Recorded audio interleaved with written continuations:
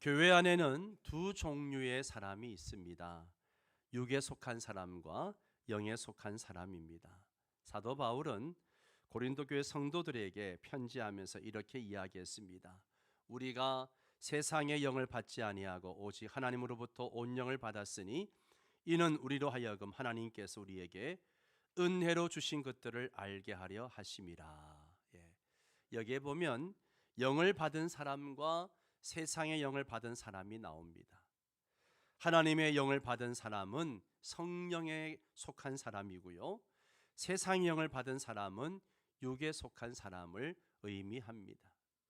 성도들 가운데 육에 속한 사람이 있는가 하면 성령에 속한 사람이 있다라고 하는 것이죠. 육에 속한 사람은 예수를 믿는다라고 이야기하지만 거듭나지 못한 사람이에요. 아직 구원받지 못한 사람이죠. 성령의 사람은 거듭난 사람을 얘기합니다. 따라서 육에 속한 사람은 언제나 땅의 것만 생각합니다. 늘 무엇을 먹을까, 무엇을 마실까, 무엇을 입을까, 어떻게 하면 좀 재미있게 살까, 어떻게 하면 쾌락을 즐기며 살까, 늘 이렇게 오로지 관심이 거기밖에 없어요. 바울 사도는 땅의 것을 보지 말고 위의 것을 생각하라고 말씀하고 있습니다.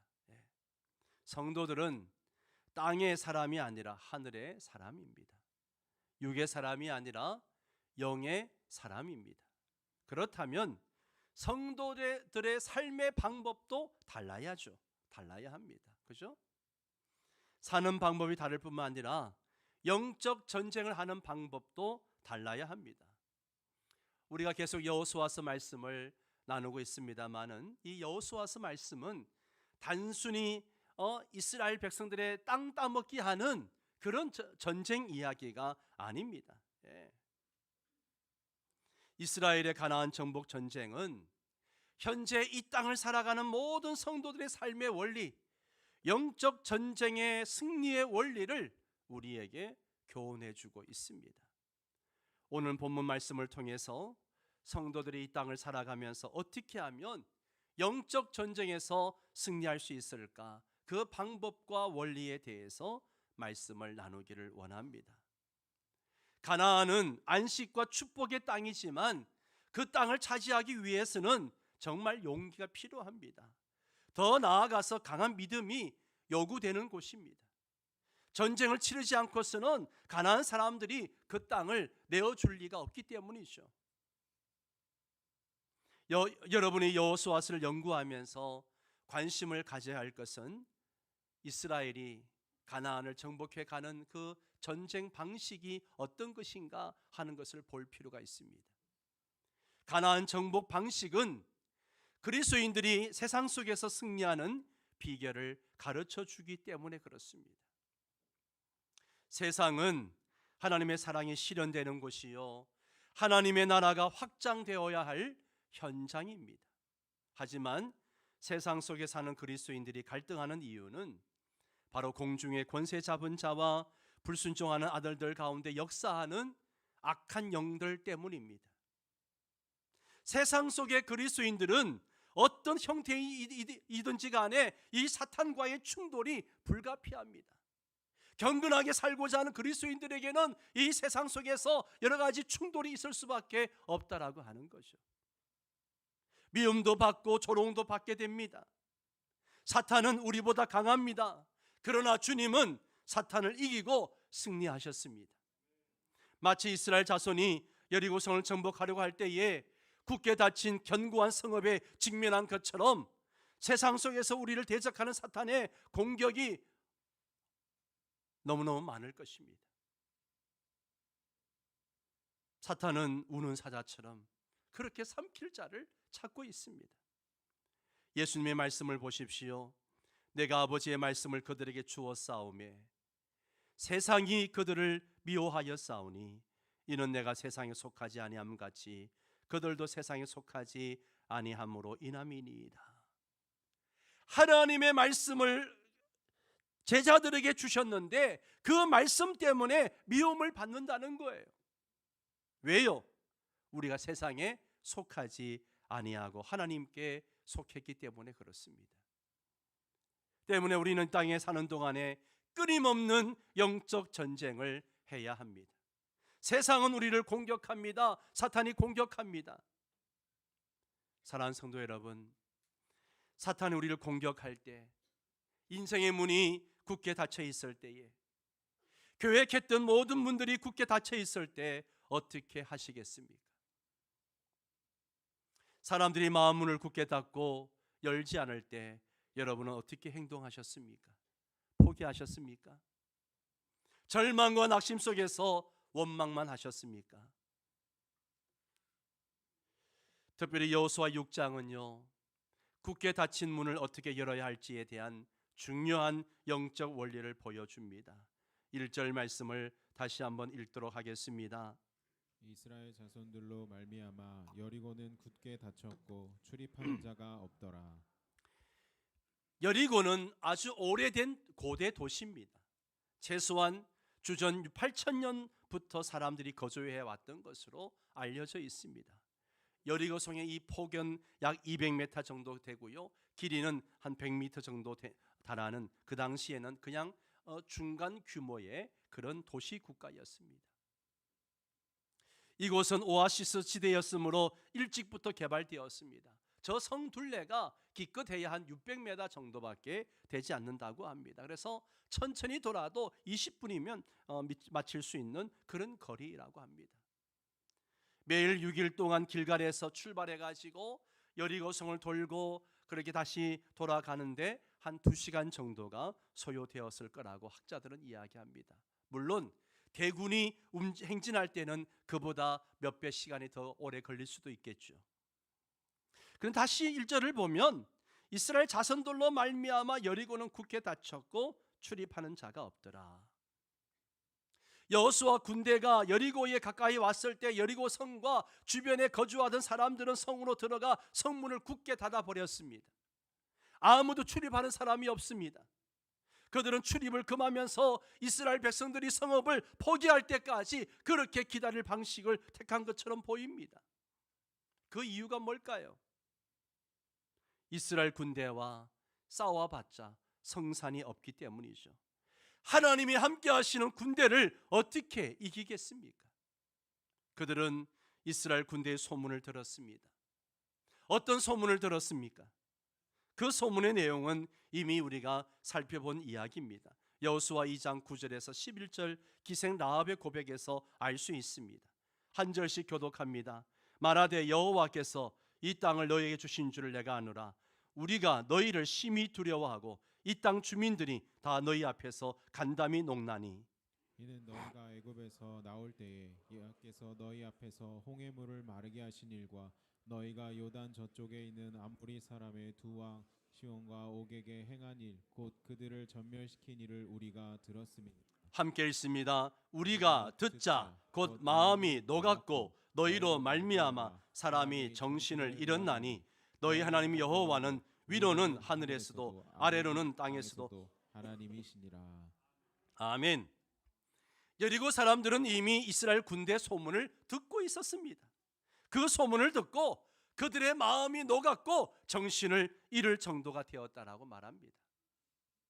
이렇게 정신을 잃고 두려움했던 사람들은 여리고 사람들만이 아니죠. 여호수아 5장 1절도 보십시오. 요단 서쪽의 아모리 사람의 모든 왕들과 해변의 가나안 사람의 모든 왕들이 여호와께서 요단물을 이스라엘 자손들 앞에서 말리시고 우리를 건너게 하셨음을 듣고 마음이 어떻게 해요? 녹았고 이스라엘 자손들 때문에 어떻게 해요? 정신을 잃었더라. 이들은 모두 두려움과 공포 때문에 정신을 잃었습니다. 그래서 성경은 이스라엘 자손들로 인하여 여리고는 굳게 닫혔고 출입하는 자가 없더라 그렇게 말하고 있습니다. 하나님은 이전에 모세에게 이렇게 약속하셨습니다. 신명기 2장 25절에 오늘부터 내가 천하 만민으로 너를 무서워하며 너를 두려워하게 하리니 그들이 네 명성을 듣고 떨며 너로 인하여 근심하리라 하셨느니라. 이 말씀대로 이스라엘 군대는 천하 만민에게 두려운 대상이 되었습니다. 지금 여리고 성은 굳게 닫혔습니다. 이 성은 견고한 성이에요. 이 굳게 닫힌 성을 어떻게 정복할 수 있겠습니까? 요새와 된 성읍은 양떼나 치면서 유목생활을 하던 이스라엘 자손에게는요, 난공불락의 성입니다. 하지만 이 견고한 성읍 안에는 각종 보화가 가득합니다. 하나님께 바칠 전리품들이 가득합니다.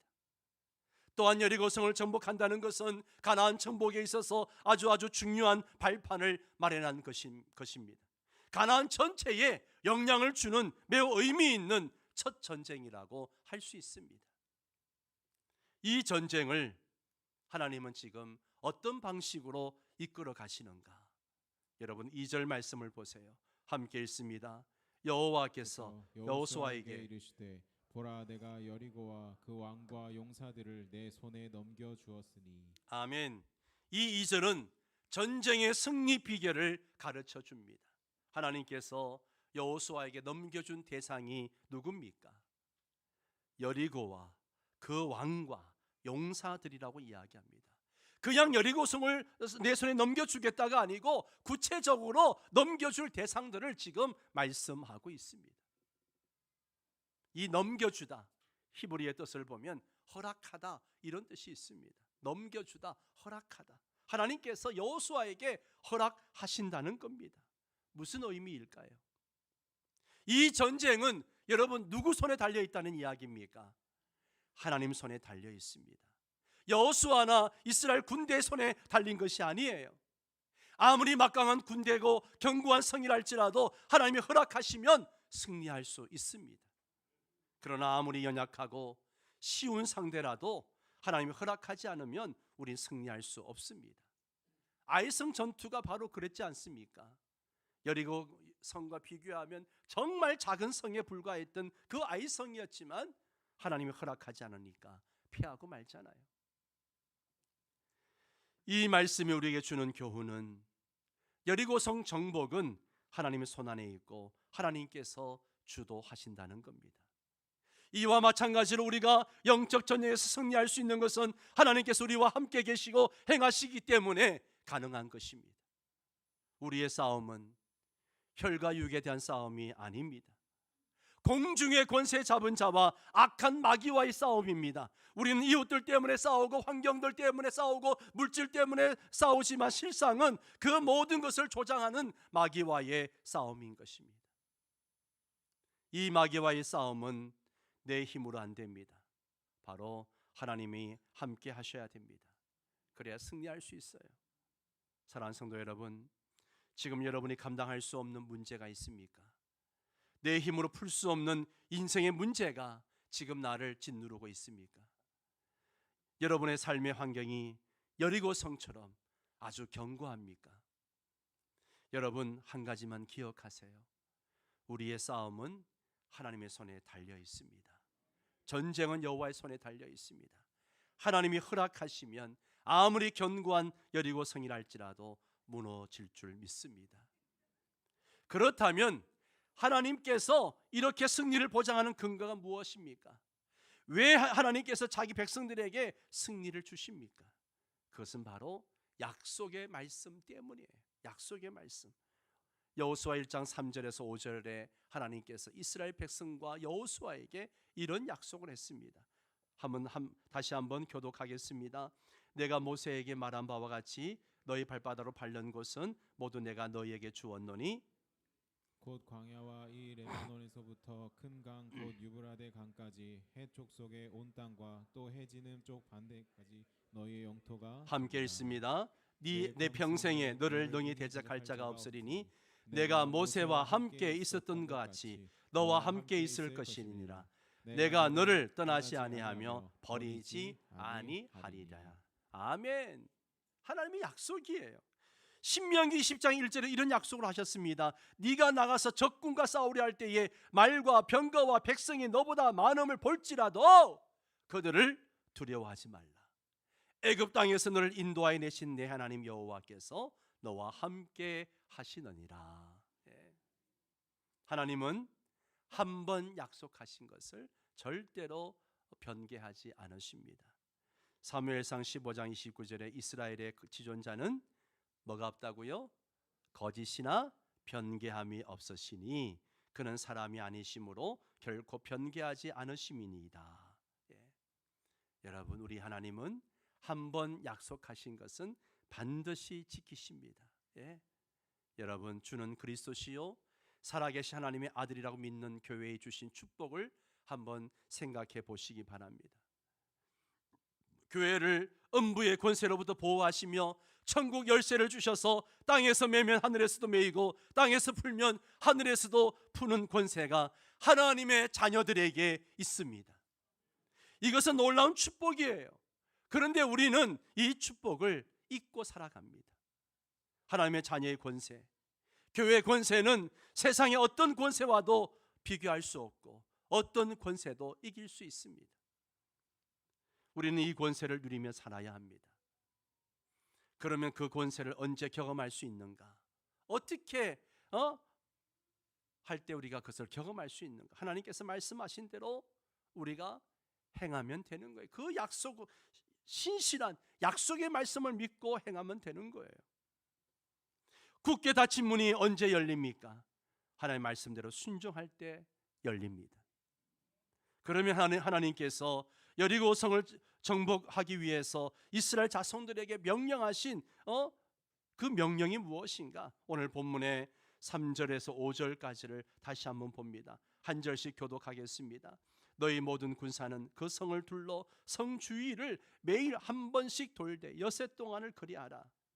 제사장 일곱은 일곱 양각 나팔을 잡고 언약궤 앞에서 나아갈 것이요 일곱째 날에는 그 성을 7번 돌며 그 제사장들은 나팔을 불 것이며. 같이 읽습니다. 제사장들이 양각 나팔을 길게 불어 그 나팔 소리가 너희에게 들릴 때에 백성은 다 큰 소리로 외쳐 부를 것이라. 그리하면 이 성벽이 무너져 내리니 백성은 각기 앞으로 올라갈지니라. 아멘. 그들이 엿새 동안 어떻게 합니까? 매일 하루에 한 바퀴씩 돌았습니다. 일단의 군사들이 맨 앞에 서고 그 뒤에 양각 나팔을 잡은 제사장들이 서고 또 그 뒤에는 언약궤를 맨 사람들이 따랐습니다. 그리고 7일에는 그 성을 7번 돌고 제사장들이 양각 나팔을 길게 불 때 백성들은 크게 소리를 질렀습니다. 여러분, 이게 어느 병법에 나오는 이야기인가요? 세상에 이런 병법이 있나요? 없습니다. 이런 병법은 없어요. 하나님께서 명령하신 여리고성의 정복 방식은 세상에서 사람들이 사용하는 방식인 혈과 육의 방식이 아니에요. 언제나 믿음과 순종이 요구되어집니다. 믿음과 순종은 그리스도인이 하나님의 능력을 경험하는 원리예요.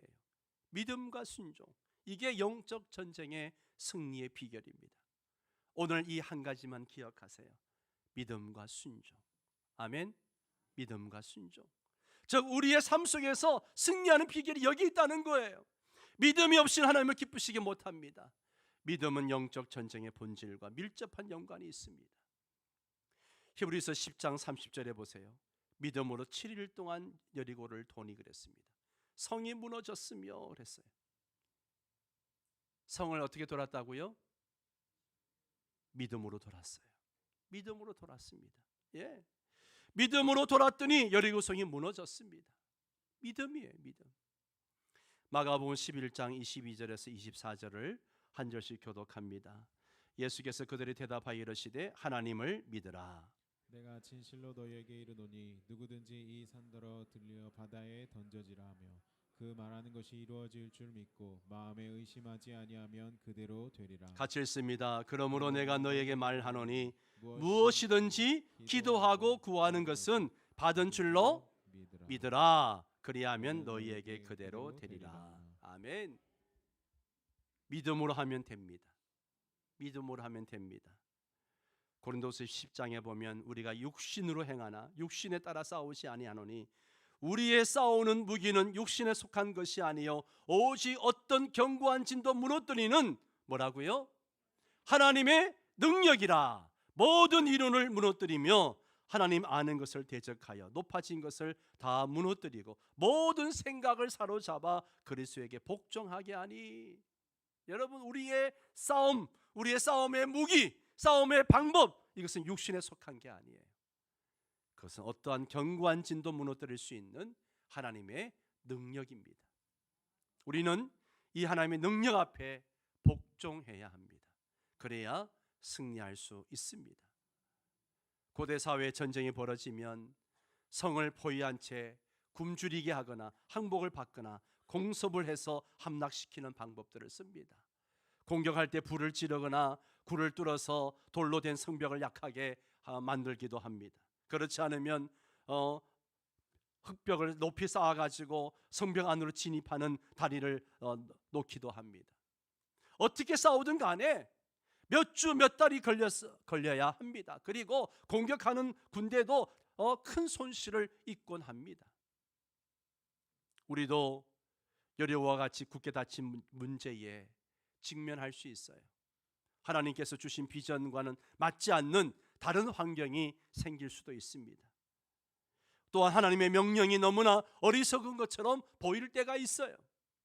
그럼에도 불구하고 여리고 작전은 언제나 믿음과 순종을 통해서 성공하게 됩니다.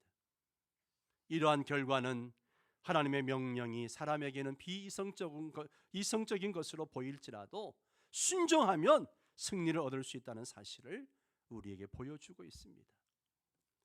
사랑하는 성도 여러분, 영적 전쟁이 치열한 이 땅에서 하나님께서 오늘 우리에게 요구하시는 것은 두 가지입니다. 순종과 믿음입니다. 뭐라고요? 순종과 믿음이에요. 순종과 믿음. 여호수아는 자기 방법을 다 내려놓았습니다. 칼도 내려놓았습니다. 군사력도 내려놓았습니다. 자기 지혜, 자기 방법도 다 내려놓았습니다. 법궤를 메고 여리고성을 돌라고 하는 것은 어떻게 보면 어리석고 무식한 방법일 줄 몰라요. 그렇지만 여호수아와 이스라엘 백성들은 그 방법 앞에, 하나님의 말씀 앞에 순종했습니다. 어리석게 보일지라도 순종했어요. 사랑하는 성도 여러분, 지금 하나님은 우리에게 이렇게 순종을 요구하십니다. 순종을 요구하세요. 나에게 모든 것을 맡기고 순종해라. 그러면 내가 책임져 주겠다라고 말씀하십니다. 그런데 우리는 내가 가진 것을 내려놓지 못하고 있어요. 내가 이것을 내려놓으면 죽는 것이라 생각합니다. 여러분, 순종하지 않고 잡고 있으면 오히려 그것이 망하는 길인 줄 깨달으시기 바랍니다. 내려놓아야 합니다. 내려놔야 돼요. 내 직장, 내 사업장도 내 방법이 아니라 하나님이 기뻐하시는 방법대로 해야 되고요. 내 자녀들의 학업과 진로 문제도 하나님의 방법대로 해야 돼요. 내 머리로 세상 사람들이 다 그렇게 하니까 나도 그렇게 해야만 살 수 있는 것처럼 생각하는 것은요, 불순종이고 불신입니다. 여러분, 영적 전쟁에서 승리하기를 원하십니까? 여러분의 인생에서 승리하기를 원하십니까? 그렇다면 인간적인 것을 다 내려놓으시기 바랍니다. 그리고 하나님의 말씀에 순종하고 그리고 믿음으로 사시기를 바랍니다. 이것이 바로 영적 전쟁의 승리의 비결인 줄 믿습니다. 다 함께 자리에 일어나셔서 함께 찬양하고 기도